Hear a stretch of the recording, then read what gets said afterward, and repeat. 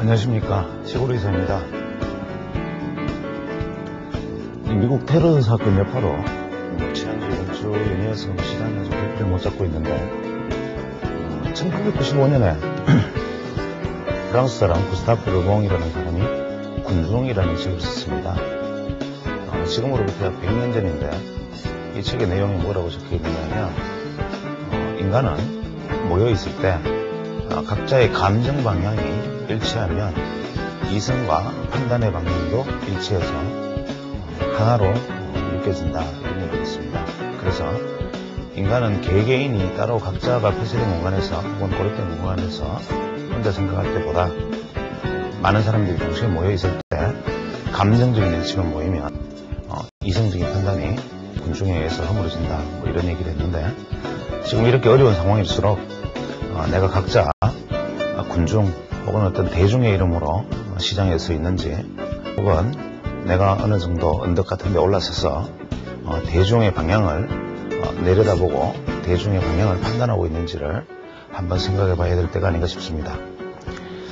일단 오늘 진행할 내용은 제가 몇 차례 말씀드렸다시피 일단 파동론에 관한 얘기 먼저 진행하도록 하겠습니다. 이 얘기를 하는 이유는 지금 뭐 시장에서 파동이 받아들여지고 있는 정도가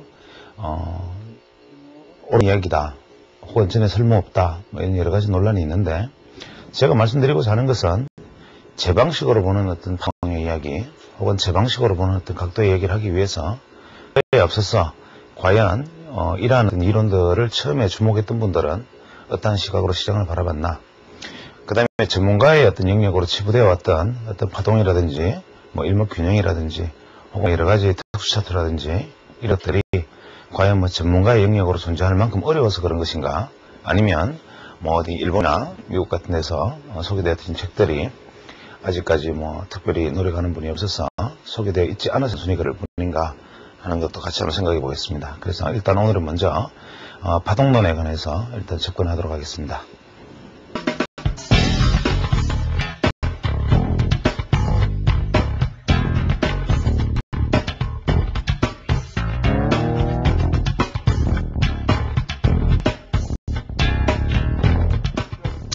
파동에 대해서 말씀을 드리겠습니다. 우리가 보통 주식시장을 이제 설명하는 방법은 지난 시간에 제가 말씀을 드렸죠. 패턴, 뭐 추세, 파동, 뭐 여러 가지 얘기할 수 있는데, 제가 말씀드리고자 하는 것은 이제 주식시장에서 주가와 시간, 가격 가치와 시간 가치를 동시에 설명할 수 있는데 주목하는 것들, 이러한 것들에 주목한 어떤 선각자들이 있나, 그 다음에 제가 제 나름대로 그냥 혼자서 자꾸 떠들어가는 이야기들의 가장 기본적인 모태는 어디에 있었나, 이러한 것들을 같이 한번 짚어보도록 하겠습니다. 그래서 오늘 말씀드리는 가장 큰 흐름은 일단 파동에 관련된 이야기들을 하고 각도에 관련된 이야기들을 시장에서 주목했던 분들을 먼저 대상으로 삼아보고 싶네요. 보통 우리가 시장에서 파동이라는 것을 주목했던 사람들은 파동이라는 이름을 쓰지는 않았다 하더라도 일본과 미국에 다양한 사람들이 있습니다. 일본에 보면 이 기자모리라는 분이 원래 그 파동을 구파동 이론을 일본에서 주장을 했고, 그 다음에 유명한 사케다라는 분이 삼법형, 사케다의 5법이라 그래서 삼천삼봉 뭐 이런 어떤 5법형의 어떤 패턴을 주장했는데, 우리가 흔히 알기로는 이분은 봉 패턴의 분석가로 알고 있지만 사실 이 사케다라는 분이 얘기했던 것은 이 파동론과 바로 관통하는 일맥이 닿는 것입니다. 특히 이 기자모리의 어떤 파동은 거의 엘리어트 파동을 거의 뭐 완전히 표절한 게 아닌가 하는 생각이 들 정도로 같은데, 실제로 이분과의 어떤 시대적 연관관계는 전혀 없습니다. 그 다음에 두 번째 이제 유명한 분이 그 미국의 엘리어트 파동을 창시한 엘리어트라는 분이고, 그 다음에 그 다우 이론을 만들어냈던 다우 이론의 어떤 창안자죠. 그 다음에 이러한 어떤 파동이라는 것은 주가를 움직이는데 웨이브가 파동이라는 것이 존재한다라고 말을 했지만, 문제는 이 파동의 높낮이나 이 파동의 각도를 알지 못하니까, 파동의 만약에 각을 알지 못하면 이 파동이 이렇게 진행이 되면 시간이 갈 거고, 이 파동이 만약에 이렇게 진행되면 시간이 짧게 반복할 텐데, 파동이 높이와 낮이라는 데는 이분들이 주목을 했지만, 이것들이 얼마나 많은 시간을 필요로 할지, 얼마나 많은 시간이 지나면 다음 파동이 도래할지 하는 데 대해서는 한 가지 아쉬움이 남습니다. 그런데 이러한 것들을 또 다른 눈으로 말씀하신 분들이 있었는데 그게 바로 기하학적 각도의 원리를 쓴 게인이란 분이죠. 이 게인이란 분은 목화, 선물, 금, 은 이러한 어떤 그 파생 거래를 하면서 90%가 넘는 경이적인 수익률을 기록했던 분입니다. 이분이 주목했던 것은 뭐냐면 기하학적 각도의 원리라는 책에서 주가의 시간당 가격 가치의 대비를 8개의 각으로 시장을 차트를 분리한 다음에 주가가 현재 이 각도를 따라서 움직이면 강세 국면, 그 다음에 이 각도를 따라서 가면은 각도가 약해졌고 45도선을 만약에 이탈한다면 약세 국면에 진입한다 해서 미리 차트에 각을 그어두고 이 각을 따라 맞춘 것으로 알고 있지만 실제로 이것은 잘못 알고 있는 것입니다. 그러나 이것은 차차 설명하기로 하고 일단 각도에 대한 얘기를 꺼냈고 그 다음에 또한 구마자와 다케사부라는 분이 있는데 이 구마자와 다케사부라는 분이 또 각도에서 주목을 했던 사람입니다. 끝끝은 차트로 유명한 분이죠. 아마 이분의 책이 한국경제평론이라는 출판사에서 예전에 번역 출간이 된 걸로 알고 있는데 지금은 뭐 시중에 없는 걸로 알고 있습니다.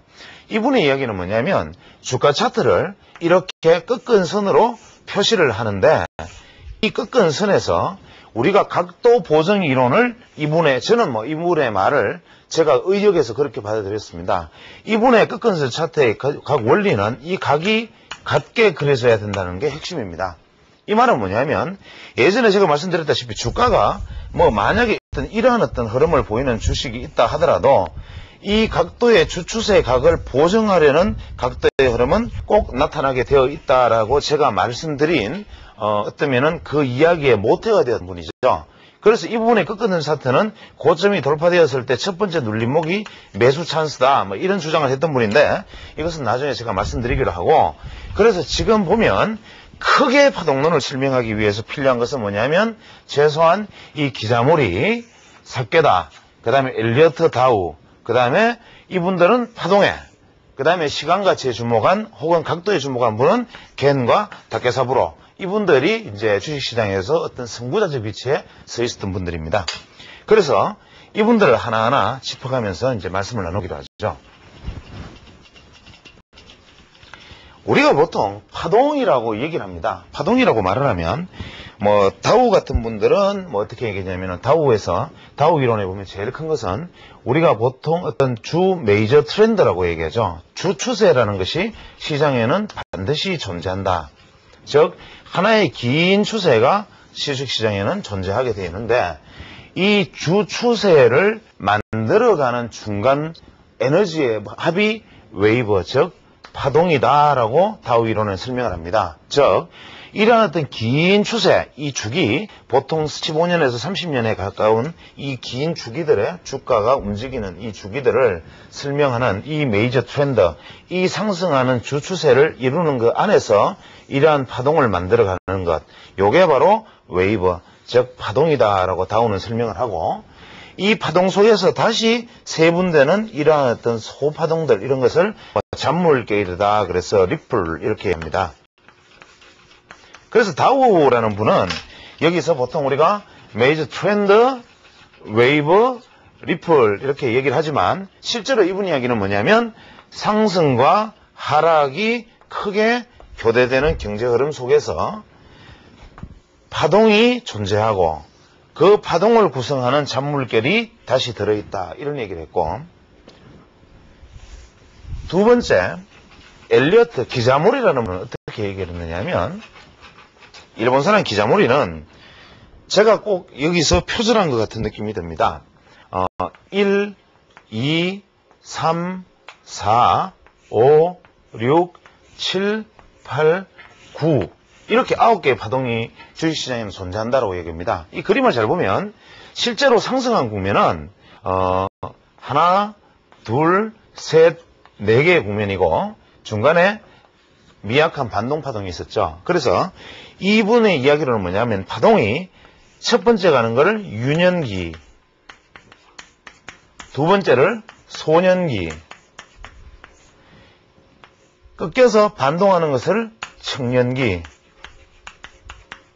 다음 추세를 장년기, 제일 마지막 추세를 노년기 이렇게 인간의 나이가 먹어가면서 들어가는 세대를 비유를 해서 9개의 파동으로 설명을 했습니다. 이 기자머리는. 이분이 보면은 단순하게 이렇게 그려진 것지만 한학파동 역시 하나, 둘, 셋, 넷, 다섯, 여섯, 일곱, 여덟, 아홉 이렇게 설명을 하는데 현재 이 그림을 눈여겨서 잘 한번 보시기 바랍니다. 이것은 우리가 엘리어트 파동에서 말하는 A, B, C 파동을 이야기하고 엘리어트 파동에서 이야기하는 1, 2, 3, 4, 5 파동의 파동을 이야기하는 겁니다. 이것이 우라카미 구니오라는 분이 말한 경기 수축과 쇠퇴의 사이클로 보면 실제로 경기가 추진기, 그 다음에 반동기, 그 다음에 왕성기, 다시 반동기, 거조기, 쇠퇴기, 반동기, 침체기에 이른다는 경기 수축 확장 이론의 파동과도 또 일치합니다. 그래서 우리가 보통 파동을 이야기한 분들은 뭐 많습니다. 경제에서 파동을 얘기한 분들은 뭐 키친 사이클, 뭐 쿠슨 F 사이클, 콘트라트 F 사이클, 뭐 이러한 우라카미 구니오의 경기 수축 팽창 사이클 할 것 없이 경제학에서 모든 경제 이론은 사이클을 따라가고 이 사이클은 웨이브의 모양을 띈다라는 것은 모든 경제학자나 정권학자나 다 일치하는 부분입니다. 그러나 주식시장에서 이것을 시장 분석에 대입해서 주목을 한 사람은 그리 많지 않았다. 특히 엘리어트 파동, 여러분이 흔히 많이 알고 있는 이 엘리어트 파동의 탄생 배경은 어떻게 되어 있는가? 1937년에서 9년 사이에 엘리어트가 책을 냅니다. 어떤 책을 내냐? The Principle of Wave.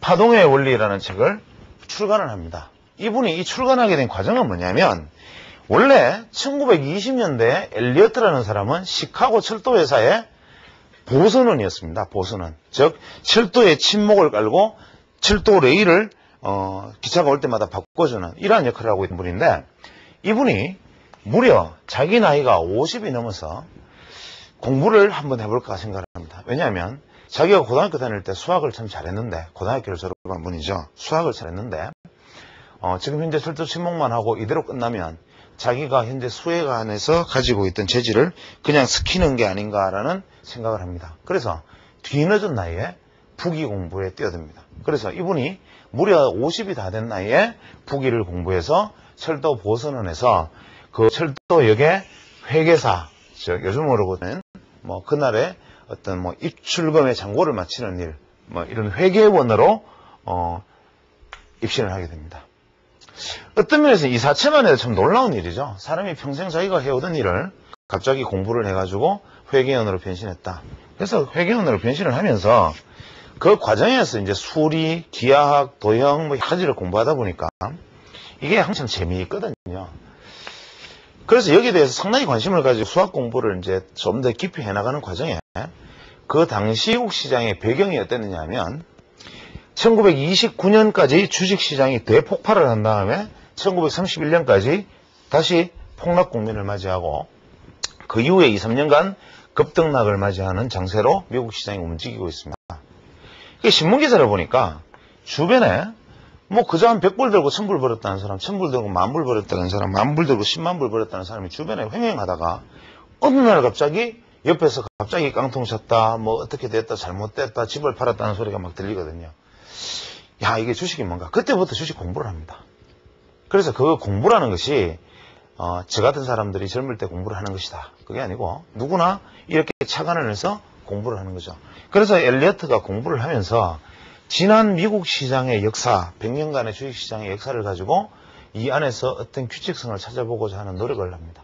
그래서 이분이 약 3년에서 5년에 걸쳐서 주식시장의 과거 역사를 되짚어서 일정한 패턴의 법칙을 찾아낸 다음에 무릎을 칩니다. 시장의 비밀은 여기에 있다. 자기는 앞으로 주식시장을 앞으로 완전히 이해할 수 있고 예측할 수 있다. 확신을 갖습니다. 그래서 이분이 월가에 유명한 The Monthly Finance라는 잡지를 운영하는 콜린스라는 사람에게 편지를 씁니다. 이 콜린스라는 분이 그 당시 미국 월가에서 상당히 유명했던 잡지 편집장이었고 주식투자자문사를 운영하는 분이었어요. 이분한테 편지를 써서 뭐라고 쓰느냐면, 내가 새로운 기법을 하나 개발했는데 이 기법은 세상 어디를 가도 알 수 없는 나만의 기법이다. 이 기법은 과거 주식시장을 다 설명할 수 있고 앞으로의 미래를 예측할 수 있다. 그래서 당신이 내게 관심을 갖는다면 내가 당신에게 이것을 설명하러 갈 테니까 호텔 숙박비와 체재비를 당신이 부담해 준다면 내가 가겠다. 이랬는데 당연히 이분은 이 엘리어트의 편지를 쓰레기통으로 던져버립니다. 지금 현재도 입장을 바꿔놓고 생각하면 그렇겠죠. 정권 전문가에게 뭐 직업을 비하하는 것이 아니라 철도에 종사하시는 분이 주식시장에 대해서 나는 비법을 발견했다. 쓰레기통에 들어갑니다. 그런데 여기에 굴하지 않고 엘리어트는 다음에 6개월 후에 이분에게 전보를 보냅니다. 그동안 하락하던 주가가 앞으로 1개월 이내에 큰 폭의 반등을 할 것이다. 콜린스는 이번에 이 전보도 여전히 구겨서 웨스트박스로 갑니다. 그런데 한 달 후에 엘리어트가 예정했던 날짜에서 정확히 반나절의 오차로 주식시장이 다시 급등을 하기 시작하죠. 콜린스가 갑자기 긴장을 하기 시작합니다. 그런데 이때 콜린스의 잡지는 어떻게 실렸냐면 주식시장의 본격적인 반등이 시작되었다라는 기사가 나오고 있는데 엘리어트가 다시 세 번째 전보를 보냅니다. 이번에 반등은 기술적 반등에 지나지 않고 기고 위에 다시 대폭락을 맞이할 것이다. 설마 하는데 콜린스가 그 전보를 받아들고 그 날짜가 되기를 손꼽아 기다리고 보니까 역시 주식시장은 대폭락을 합니다. 콜린스가 허겁지겁 엘리어트에게 다시 전보를 보냅니다. 당신이 공부한 것을 내가 배우고 싶으니까 당신 좀 만납시다. 그러는 사이에 엘리어트가 그 전보를 받고 잠시 우물쭈물하다가 마지막 전보를 보냅니다. 지금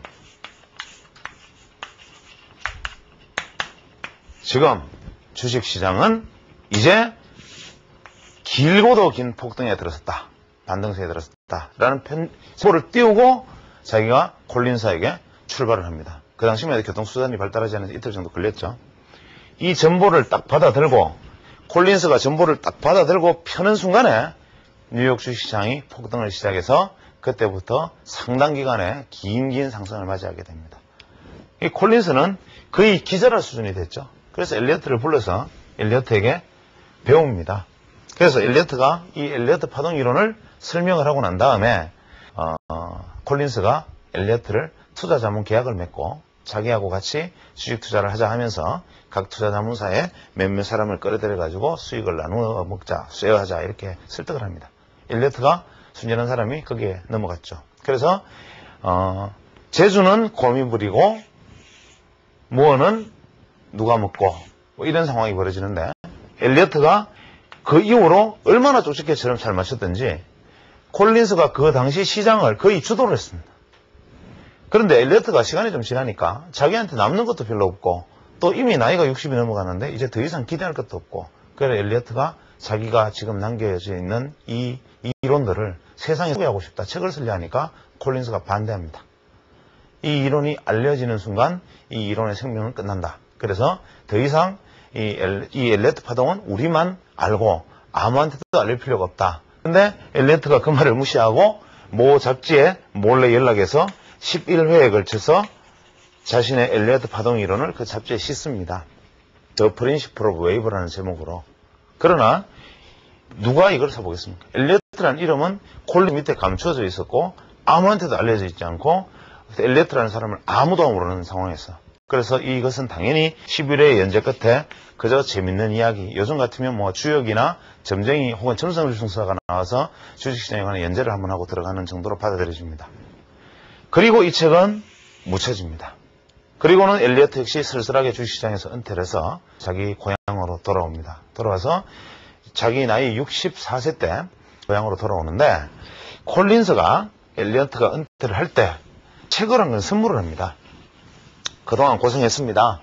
근데 당신이 수학이나 기하학이나 도형 철학에 관심이 많으니까 제가 요즘 나온 재미있는 수학책을 한 권 선물을 할 테니까 은퇴하시면 집에 소일 삼아 읽어나 보세요 하고 선물한 게 바로 그 유명한 피보나치의 수열이라는 책입니다. 이 피보나치의 수열이라는 책을 엘리어트가 선물을 들고 집에 가서 펼쳐본 순간 엘리어트는 갑자기 완전히 눈을 떠버립니다.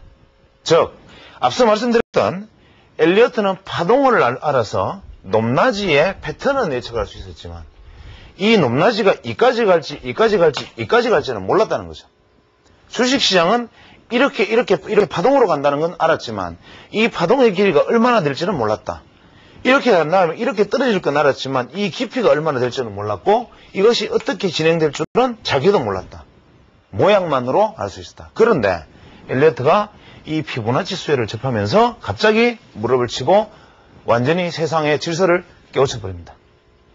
이 피보나치 수열에 대해서는 제가 설명을 드리겠지만 이 피보나치 수열을 깨우친 다음 엘리어트는 드디어 필생의 역작을 한번 씁니다.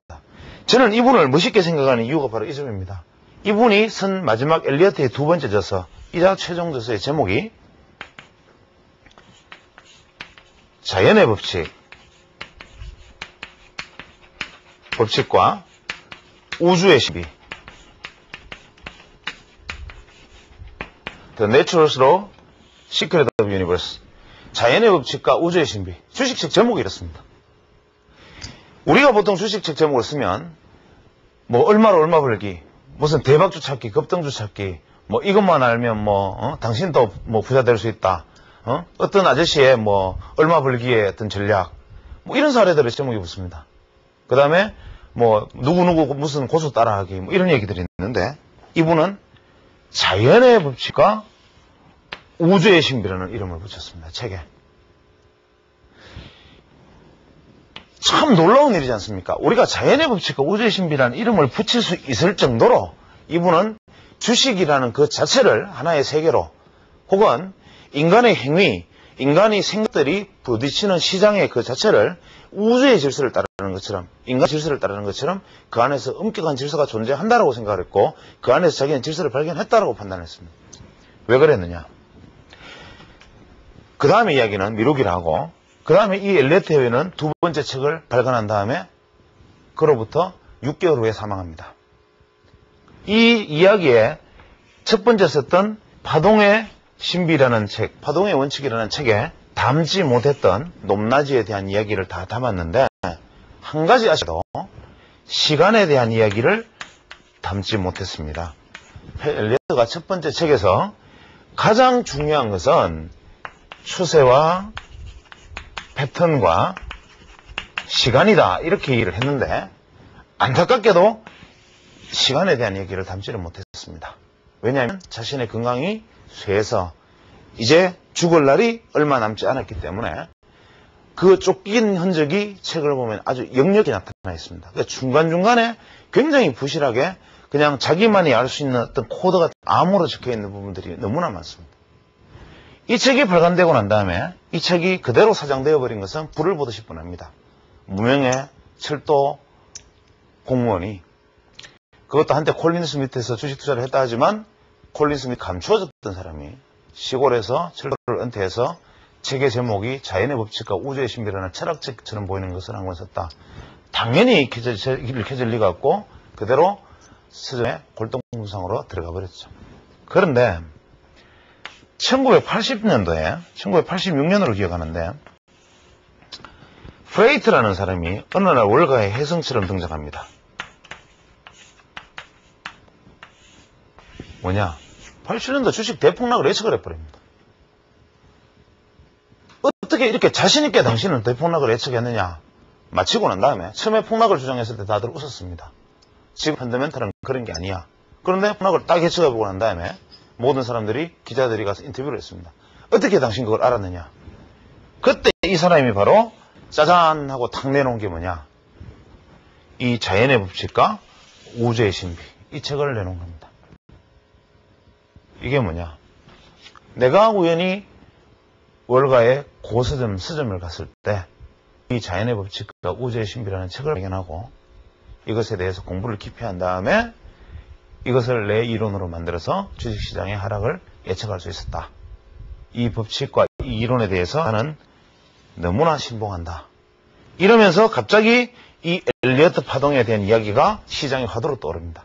물론 그 이전에도 연구한 사람은 많았지만 이분이 이러한 주장을 하고 마치고 난 다음부터 갑자기 화두로 떠오르고 이분이 쓴 책, 바로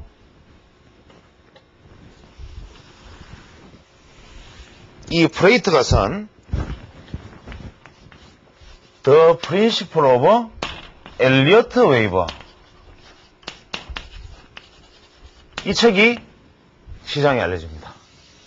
이 책을 앞에 소개했던 책과 잘 달리 보면 앞에 엘리어트가 쓴 책은 The Principle of Wave, 프레이트가 쓴 책은 The Principle of Elliott Wave. 틀린단 말이죠. 이건 뭐냐? 프레이트가 엘리어트 파동을 공부한 다음에 자신의 적용 방법, 자신의 잣대로 해석하고 자신의 본 좀 변형된 모습들을 부가해서 만들어내서 다시 다른 것으로 만들어낸 이론이다 이겁니다. 그런데 국내에 이 책이 소개됩니다. 이 책이 소개되고부터 모든 사람들은 이 책에서 그냥 하나씩 본다고 하면서 이 책에 알려져 있는 내용이 엘리어트 파동인 것처럼 국내에 다 알려지게 됩니다.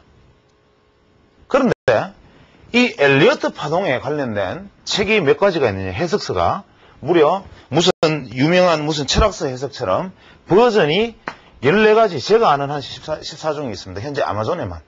즉 뭐냐, 엘리어트 파동은 어떤 숙제처럼 불가의 화두처럼 담겨져 있습니다. 이러한 내용들을 누가 해석하고 누가 그것을 다루느냐에 따라서 이론이 다 달라지고 적용이 다 달라지는데, 우리가 알고 있는 것은 이 프레이트라는 한 사람이 이야기한 것을 엘리어트가 이야기한 것인 것처럼 잘못 알고 있는 거죠. 그래서 엘리어트 파동은 이런 부분은 잘못됐다, 이런 부분은 뭐 가공됐다, 실제로 이런 부분이 원래 시장에 있었는데 무슨 엘리어트 이론이냐, 뭐 이런 식의 이야기들이 알려지기 시작한 거죠.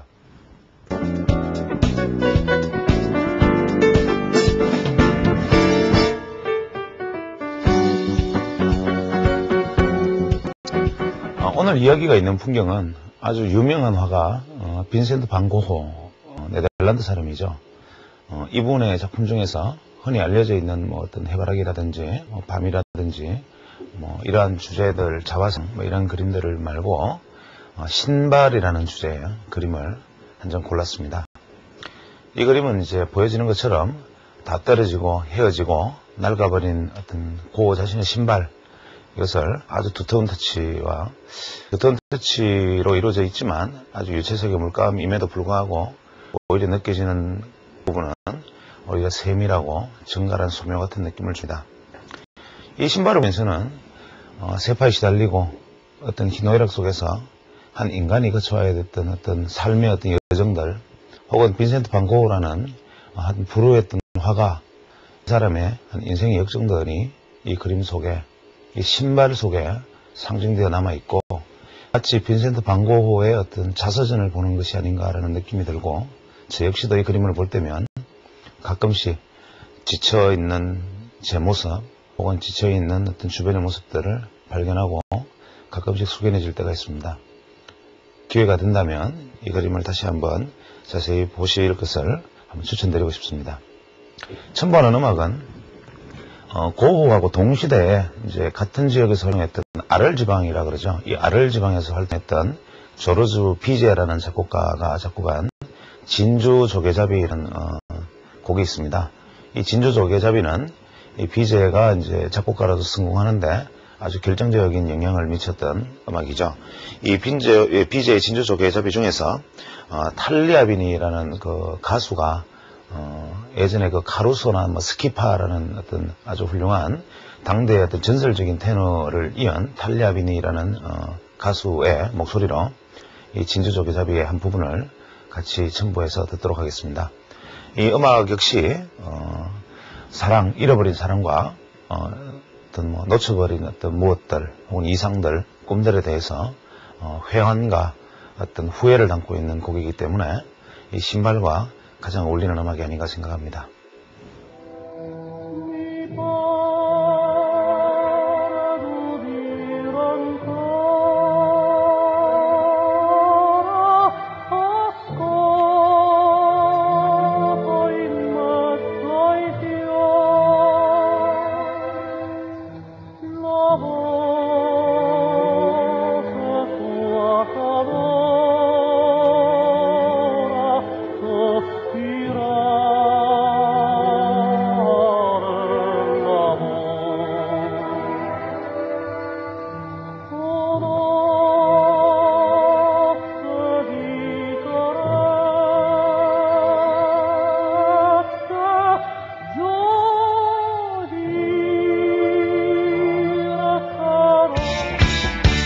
결실의 계절 가을, 본격 기업 정보 프로그램 IR 골드클럽 우리 회사를 말한다가 더욱 풍부한 정보와 다채로운 구성으로 여러분을 찾아갑니다. 알려지지 않은 국내 우량 기업들을 발굴, 정확하고 객관적인 정보 전달을 제공하는 IR 골드클럽 우리 회사를 말한다. 급박하게 변해가는 우리 증시 상황 속에서 투자자들의 올바른 길잡이로 거듭날 것을 약속드립니다. 여러분의 많은 시청 바랍니다. 허상인가 실체인가? 투자자들에게 수익률은 멀고도 가까운 것. 여기 투자자들의 수익률을 위해 초단타 매매 고수 6인이 뭉쳤다. 나트맨 하진태, 이루진, 허봉호, 이혜령, 김대일, 정현철 등 쟁쟁한 고수들이 전하는 초단타 매매로 1000% 수익 내기. 초단타 매매 기초부터 다양한 매매 전략까지 투자자들을 확실한 성공 투자의 길로 안내할 것입니다. 초단타 매매 고수 6인과 함께 1000% 수익률에 도전하십시오.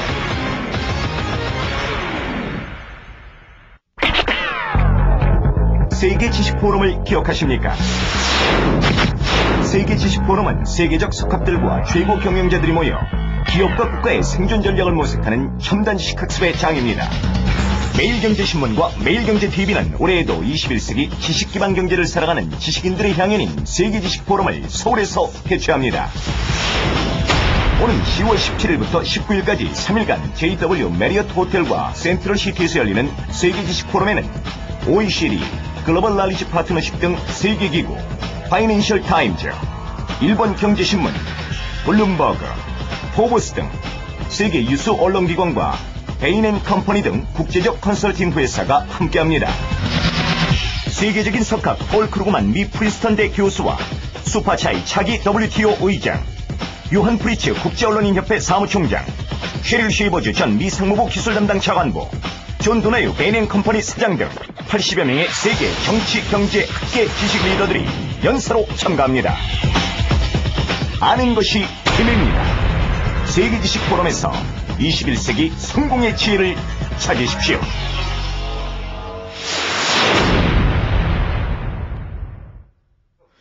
엘리어트 파동은 일단 상승파와 하락파 이렇게 크게 나눌 수 있고, 뭐 이거는 대부분의 시청자들이 아는 분도 있고 모르는 분도 있겠지만 일단 모르는 분을 위해서 기본적인 것을 다시 설명하겠습니다. 주가는 상승하는 축이 있고 하락하는 축이 있습니다. 아시는 분은 좀 지루하면 이 부분은 좀 건너뛰어야 되겠습니다. 상승파는 하나, 둘, 셋, 넷, 5개의 파동으로 구성되어 있고, 하락하는 주가는 하나, 둘, 셋 이렇게 3개의 파동으로 구성되어 있다. 이게 엘리어트 파동의 핵심입니다.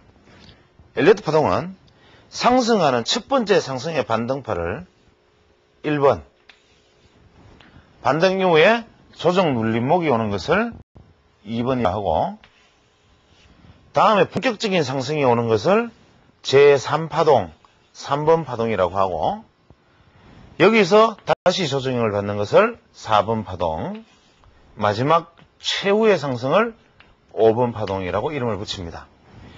여기는 1, 2, 3, 4, 5 숫자라는 이름이 붙어 있기 때문에 이 상승 파동을 우리가 숫자 파동, 뉴머릭 파동, 숫자 파동이라고 이름을 붙입니다. 떨어지는 주가는 하나, 둘, 셋, 3개의 파동으로 떨어지는데, 떨어질 때 첫 번째 떨어지는 하락의 시작점을 A, 그 다음에 반등을 B, 그 다음에 마지막 본격적인 하락을 C, 문자로 씁니다. 그래서 이 부분을 우리가 문자 파동이라고 합니다. 하락 파동을. 레터스 파동 이렇게 얘기하죠. 자, 이게 되게 복잡해 보이는데 꼭 문어 대가리, 오징어 대가리처럼 보이죠. 근데 이것은 누구나 자세히만 한번 생각해 보면 쉽게 접근할 수 있는 것인데 마치 전문가들의 영역, 아무나 할 수 없는 것이냐 누구나 잘못 알고 있습니다. 다시 한번 생각해 보죠. 올라갈 때는 1, 2, 3, 4, 5 고점이 높아집니다. 떨어질 때는 A, B, C 고점이 낮아집니다. 여기서 우리가 뭔가 번쩍 떠오르는 무엇이 있습니다. 즉 엘리어트 파동은 번호는 1, 2, 3, 4, 5로 붙어 있지만 실제는 뭐냐? 한 개, 두 개, 세 개의 상승봉우리다. 여기서 기술적 분석을 많이 공부하신 분들은 뭔가 느낌이 있을 겁니다. 사케다의 3존이다. 혹은 3봉이다. 1800년대 엘리어트가 태어나기도 전에 일본에서 살장사를 하면서 살해 수급의 기술적 분석을 했던 사케다는 이렇게 하나, 둘, 세 개의 봉우리 이론을 이야기했지만 이 부분은 경제 원리에서 가격 결정은 항상 세 개의 고점을 만든 다음에 반전이 일어나더라. 다시 상승 반전을 하기 위해서도 이렇게 가격 골이 생기면 반전을 하더라는데 이미 주목을 했던 거죠. 다만 이분과 이분의 말의 차이에 용어의 차이에 지나지 않았고 이분과 이 부분의 결정적인 차이는 뭐냐면 이분은 패턴에 주목을 했고 이 부분은 비율에 나중에 주목을 하게 됩니다. 이 두 분의 차이를 다시 한번 살펴봐야겠지만 일단 다음 시간에 엘리어트에 대해서 들어가기 전에 사케다에 대해서는 여러분들이 많이 알고 계실 겁니다. 주식 투자에서 제일 먼저 배우는 부분이죠. 사케다의 5법. 이 중에서 가장 흔히 많이 사용되는 게 3병인데 이 3병 이론을 굉장히 주목해야 됩니다. 파동에서는. 왜냐? 이 흑3병, 적삼병 하는 3병, 삼봉, 3존에는 3존, 고를 만드는 3천, 그 다음에 3법이나 기타 다른 이용들은 뭐 패턴의 문제니까 별게 아니겠지만 이 파동에서 이 3병이 차지하는 의미는 대단히 중요합니다. 제가 파동이 만들어지는 과정 속에서 새로운 파동의 출발을 설명할 때 제가 다음에 나중에 감히 뭐 제 각도 이론 뭐 이런 얘기를 할 때 이 3병에서 따온 이론을 가지고 아마 설명을 하게 될 것 같습니다. 그러면 우리는 이 사케다가 이야기했던 주식은 항상 세 개의 봉우리를 만들고 시세가 마무리된다. 주식은 항상 세 개의 골짜기를 만들고 마무리가 된다. 이거를 머릿속에 아주 강하게 각인시켜 놓고 있어야 됩니다. 투자자들은.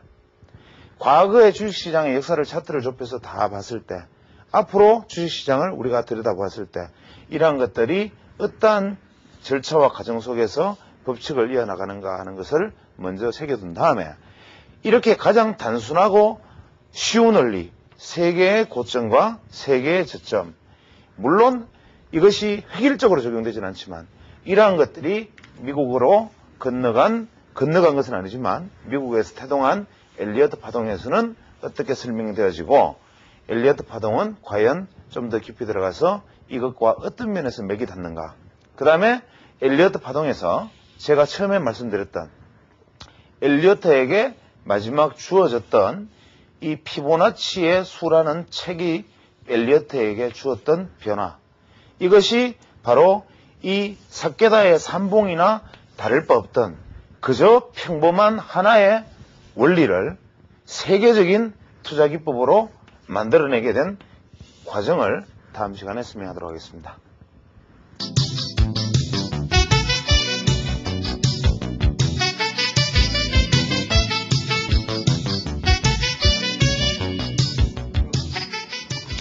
오늘의 투자 클리닉은 지금 약 41세 되신 이제 전업주부신데 전업주부로서 이제 주식 투자에 대해서 크게 관심이 없다가 재작년에 주식 투자 열풍 속에서 상당히 소외감을 느끼신 이후에 마지막에 다행스럽게도 최고 그 상단에서 주식 투자를 많은 폭으로 투자를 하진 않으셨던 것 같습니다. 그런데 역시 코스닥이 상당히 고점을 형성하던 시점에서 주식 투자를 시작하신 분이고, 이분이 주식 투자를 처음에 시작하신 분이 2000년 2월 25일이니까 코스닥 시장의 어떤 하락의 파동이 본격적으로 시작되던 시기였죠. 이때 보통 다음 커뮤니케이션이 최고가를 형성한 다음에 1차 하락 파동이 마무리되고 마치 반등하는 것처럼 보였을 때 2000년 2월 25일에 다음 커뮤니케이션을 21만 3천원에 매수하셨다 그럽니다. 그러면은 다음 커뮤니케이션의 당시 날짜의 차트를 보면 마치 본격적인 하락이 이제 출발하는 시점에서 1차 반등이 나오는 듯한 모습을 보이고 있죠. 현재 여기 차트에서 보여지는 날짜를 보면 2월 25일이면 이 지점인데 하락의 일파이 마무리되고 반등 조정파가 시작되는 시점, 이 시점에 매수가 되었습니다. 그리고 4월 14일 날 88,400원에 매도를 하셨다 그러니까 4월 14일에 88,400원이면 이제 이 지점이 되겠죠. 그래서 매수 지점은 자율 반등 지점에 매수를 해서 매도는 거의 또 1차 하락이 마무리되는 지점에서 매도를 하시고, 5월 30일 날 여기 대해서 미련을 버리지 못하고 다시 71,000원에 매수를 하신 다음에 이번에 2월에 17,000원에 매도를 하셨으니까 상당폭의 손실이 난 것으로 보입니다. 그 다음에 이분이 이제 그 해에는 다음 커뮤니케이션을 중심으로 하는 코스닥 투자를 사례를 다 일일이 들 수는 없는데 몇 가지 종목들을 그 일환 양상으로 투자를 했습니다. 우리가 여기서 한번 살펴보기로 하죠. 실제로 이 종목에 있어서 이 지점이 과연 매수의 타당성이 있는 부분인가라는 측면에서 한번 살펴보면, 우리가 보통 주식 투자를 할 때는 그 주식 투자에 어떤 이유가 있어야 되죠. 어떤 종목을 선정할 때는. 특히 다음 커뮤니케이션 같은 경우에는 일단 29만 8천원의 단기 고점을 형성한 다음에 주가가 흘러내렸을 때는 사실은 어떠한 전문가도 현재 시점에서 다음 커뮤니케이션이 완전히 빠진다는 단언을 하기는 어려웠을 겁니다. 그러나 주가의 어떤 파동의 어떤 속성으로 보았을 때 현재 지난 지점 최악의 경우에라도 여기 20만 원대를 만약 붕괴했을 경우에는 일단 주가가 어렵지 않는가라고 생각을 해야 되는데, 주가가 20만 원대를 붕괴하고 내려간 다음에 다시 되돌아 올라올 때 직전 고점을 돌파하는 것을 확인하지 않고 20만 3천 원에 매수를 했죠. 그 다음에 이제 본격적인 하락 3파동이 이렇게 시작이 되는데, 이 하락 3파동의 어떤 시작 국면 속에서 그 속수무책으로 일단 대응을 하지 못하다가 일단 그 4월에 투매 국면에서 일단 한 차례 매도를 했죠. 대부분의 투자자들은 이렇게 이제 한번 내가 매수를 한 다음에 매도를 하면 그 종목을 잊어버리지 못하고 다음에 그 종목이 어떻게 되는가라는데 미련을 가지고 쳐다보게 됩니다. 그러다가 바닥을 이렇게 형성하는 듯하고 전문가들의 이야기도 이 당시에 보면 역헤드 앤 숄더의 반등을 이루고 다시 주가가 20만 원대까지 반등을 할 것이다 라는 얘기를 많이들 했다고 그럽니다. 사연에는. 그래서 5월 30일 날 7만 1,000원에 다시 매수를 했는데, 이 5월 30일에 7만 1,000원의 매수는 나름대로 크게 무리한 것은 아니었다고 봅니다. 다만 매도 시점이 한 차례 어떤 반등이 여기 있던 맥점을 실패하고 다시 반등을 해서 이중천장을 형성하고 돌파하지 못하고 떨어졌을 때는 이때는 이미 다시 매도의 구간으로 들어섰는데 이때 다시 보유를 하면서 손실이 깊어졌죠. 그래서 이분은 그 매수를 할 때 최소한 그 지난 고점을 돌파하는 일단 고점을 높이는 국면에 주식 투자를 한다. 혹은 어떤 지난 저점을 기준으로 해서 만약 붕괴되었을 때는 한 단계 하락해야 했다고 판단해야 한다라는 주식 투자의 가장 근본적인 원리를 일단은 그 당시에도 몰랐다고 보셔야 되겠죠. 그 다음에 이분이 두 번째 이제 올해 들어서 작년 말에서 올해 들어서 고르신 종목이 현대산업개발입니다. 현대산업개발은 지금 주가가 상당히 저점 대비 많은 반등을 하고 있는 종목이고, 현대산업개발이 건설주의 어떤 주도주로서 손색이 없지만 그 당시에 작년 말 정도의 현대산업개발을 선택하기는 생각보다 어려웠습니다. 왜냐하면 현대산업개발은 상당히 주가가 많이 하락하고 있었기 때문에 이러한 어떤 긴 어떤 하락의 추세에서 주가 반등을 기대하고 주식을 다시 매수하기에는 굉장히 어려운 국면이었지만 이분이 그 건설주의 업황이 원래 좋아질 것이라는 어떤 확실한 믿음을 가지고 업황에 대한 어떤 중장기 투자 측면에서 매수를 하셨다고 합니다. 그래서 작년 9월 17일 날 3,300원에 매수를 했고 결국 그 중간에 한 차례 그 연초에 반등 이후에 다시 하락을 할 때까지 들고 계시다가 2001년 3월 2일 날 3,500원대에 이렇게 매도를 다시 했으니까 수익이 나진 않았죠.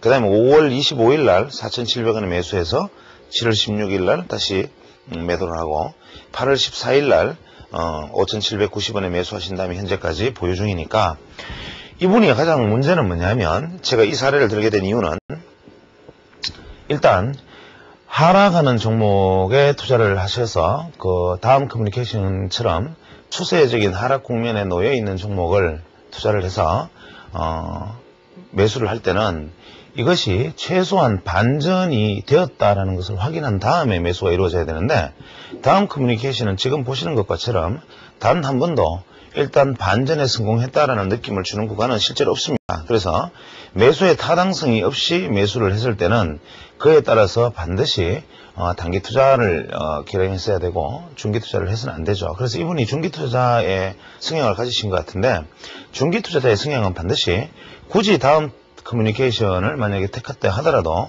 최소한 올 9월 이후에 8월이나 9월 이후에 선택을 하셨다면 나름대로의 어떤 한 목적성이 있다고 볼 수 있지만 지금같이 긴 하락 추세가 연장되고 있고 지금처럼 중기 이동 평균선이 한 번도 방향을 잡지 못하고 이렇게 떨어지고 있는 국면에서는 중기 투자의 선택에서는 무리가 있습니다. 현대산업개발의 경우에는 업황에 대한 중장기 투자에 대한 믿음을 하셨다면 사실은 이런 경우에는 매수를 1회에 걸쳐서 2회에 걸쳐서 매수를 하지 않고 실제로 내가 보유하고 있는 어떤 총 자금의 약 10분의 1씩 분할해서 하락할 때마다 왜냐하면 떨어지는 주가에 대해서 바닥은 없는 것이니까 하락할 때마다 분할 매수하는 전략으로 중장기 투자로 가져가셨으면 오히려 좋은 결과가 있지 않았나 싶습니다. 그래서 우리가 보통 주식 투자를 할 때 일반인들이 이제 주식 투자는 두 가지가 있습니다. 추세 추종형 투자, 추세 비추종형 투자. 즉 흔히 역발상 투자라고 말하죠. 추세 비추종은 보통 추세 추종형 투자는 상승 추세에 놓여 있는 종목. 제가 지난번에 말씀드렸다시피 상승 추세를 뭐로 알 수 있느냐. 개인 투자자들은 200일 이동평균선이 최소한 누워있거나 상승의 전환을 시작하는 국면이다. 그래서 200일 이동평균선이 최소한 하락 각도를 죽인 다음에 중장기 투자의 어떤 대상으로 삼을 수 있다. 하락이 일단 중장기 하락 국면에 놓여 있는 종목은 일단 바닥을 확인할 수가 없기 때문에 중장기 투자의 대상으로 삼아서는 안 되는데 추세 추종형 투자자가 하락하는 종목에 매수를 한다든지 추세 비추종형 투자자, 즉 하락하는 종목에 어떤 저점이 미래에 올 것이라는 것을 확신하고 어떠한 시간적 손실을 감안하더라도 나중에 가격 가치의 반등을 생각해서 나는 최저점까지 이 종목을 매집하겠다라고 생각으로 매수를 한다면 이 부분은 또 추세 비추종형 투자, 잭 슈워이거가 50%의 법칙을 얘기할 때 이런 말을 했죠. 현재 기준 주가 기준으로 우량주 기준으로 50%의 주가 하락률을 보인다면 중장기 역발상 투자의 조건이 된다. 그래서 그때부터는 회사에 문제가 없거나 업황에 심각한 문제가 없다면 주가 50% 하락 부분부터 중장기 투자로 하락시 분할 매수를 하되 총 내가 매수 평균 단가에 약 20% 손실이 났을 경우에는 일단은 한 차례 정리를 한 다음에 다시 상황을 보아서 판단해야 한다. 이런 얘기를 했습니다. 그 얘기는 뭐냐면 고점 대비 약 70% 이상의 하락으로 가는 종목은 중장기 역발상 투자조차도 대상이 될 수 없을 정도로 어떤 문제를 안고 있을 가능성이 많고 만약 중장기 역발상 투자의 대상으로 삼는 것이 고점 대비 주가가 많이 하락한 것이 이유라면 그러한 종목은 부실주일수록 성향이 강할 겁니다. 그래서 중장기 역발상 투자자들, 즉 떨어지는 종목을 분할 매수해서 이 종목이 나중에 미래에 반전하기를 기대한다면 최소한 고점 대비 50% 정도에서 일단 반전의 기미를 보이거나 200일, 240일 이동평균선이 최소한 각도를 죽여서 반전의 가능성을 높여놓았을 때를 기준으로 삼아야 할 것이고 추세 추종형 투자, 즉 오르는 방향으로 매수해서 목표가에 도달하면 판다. 뭐 이런 투자를 하시는 분들은 최소한 200일 이동 평균선이 상향 전환되는 종목을 고르되, 추세 비추종용 투자자와 추세 추종용 투자자의 차이는, 비추종용, 즉 역발상 투자자, 떨어지는 종목을 하다가는 투자자는 시간 개념을 무시해야 됩니다. 즉, 내가 이 역발상 투자자들이 투자에 실패하는 가장 큰 이유는 가격 가치의 하락보다는 보유 기간이 길어짐으로 인해서 발생하는, 뭐 미국식 원어로 용어로 이거저선이 되었다라고 얘기하는데, 일단 보유 피로를 감내할 각오가 되어 있어야 한다. 즉, 가격 가치에 대한 것이 어떠한 흐름으로 간다 하더라도, 시간 가치의 폭이 어떠하다 하더라도 내가 그것을 피로도를 느끼지 않고 여유 있는 투자를 할 수 있는 성격. 그것은 뭐냐면 정상적인 직장 생활을 하다가 내가 직장에서 시간을 낼 수 없는 분들, 이런 분들은 이러한 투자 방법이 가장 현명하고, 혹은 대세 판단, 경제에 관련된 어떤 논리, 이런 부분들이 확실하게 써 있는 분들은 오히려 중장기 역발상 투자에 대한 어떤 가치를 발굴해 보는 것도 바람직하겠지만, 지금 여기서 메일 주신 분처럼 가정주부시라면 시장에 좀 더 참여를 할 수 있고 시장을 바라볼 수 있는 시간이 좀 더 많은 분이기 때문에, 이런 분들은 실제로 매일매일 시장을 들여다보고 차트를 들여다보기 때문에 다른 종목이 오르고 내 종목이 오르지 않는다든지, 다른 종목이 움직이는데 내가 움직이지 않는다, 혹은 내가 가지고 있는 종목이 움직이지 않고 옆으로 행보했을 때 느끼는 피로도는 가끔씩 들여다보는 사람보다는 훨씬 더 3배 내 강한 피로를 느끼게 됩니다. 그래서 이렇게 가정주부나 그 다음에 자주 전업투자자 같은 분들은 사실은 역발상 투자, 즉 추세 역행 투자에는 맞지 않는 거죠.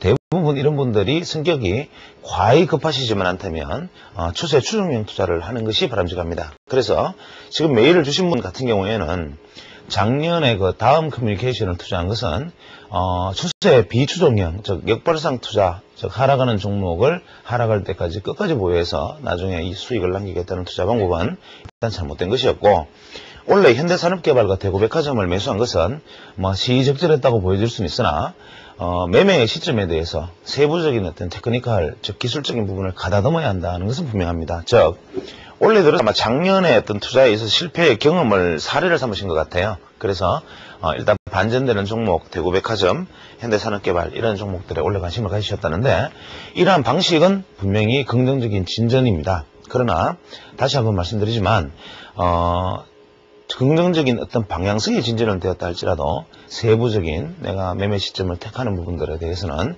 좀 더 기술적인 연마 과정이 필요할 것이다라는 생각입니다. 오늘 이제 이렇게 파동이나 뭐 각도 이론 같은 데 대한 계략적인 이야기들을 드렸는데, 이러한 것들은 이제 제가 결국은 뭐 제가 보는 시장 혹은 뭐 제 색깔로 보는 눈, 제가 낀 안경을 이제 소개를 하는 것이 결국은 뭐 필요한 일이기도 하고, 또 그것은 바른 길은 아니다 할지라도 시장에서 오랫동안 지내왔던 사람이 어떻게 자기가 맞던 틀린 다른 눈을 가지게 되었나라는 과정 속에서 제가 그것을 가지게 되었던 과정과 절차를 소개하고, 그 다음에 시장에서 가장 관심들은 되고 있지만 그것들을 과연 내가 어떻게 활용할 수 있을 것인가, 혹은 그런 부분들에 대해서 좀 더 공감증을 해소할 수 있을까라는 측면에서부터 제가 개론부터 접근해 들어가고 있습니다. 그래서 일단 당분간은 이러한 어떤 근본 원리에 대한 접근을 좀 더 진행하고, 이러한 것들에 대한 소개가 끝나고 나면 이 부분에서 제가 취한 부분들, 오늘 제가 힌트를 얻었던 부분들, 이러한 부분들을 엮어내면서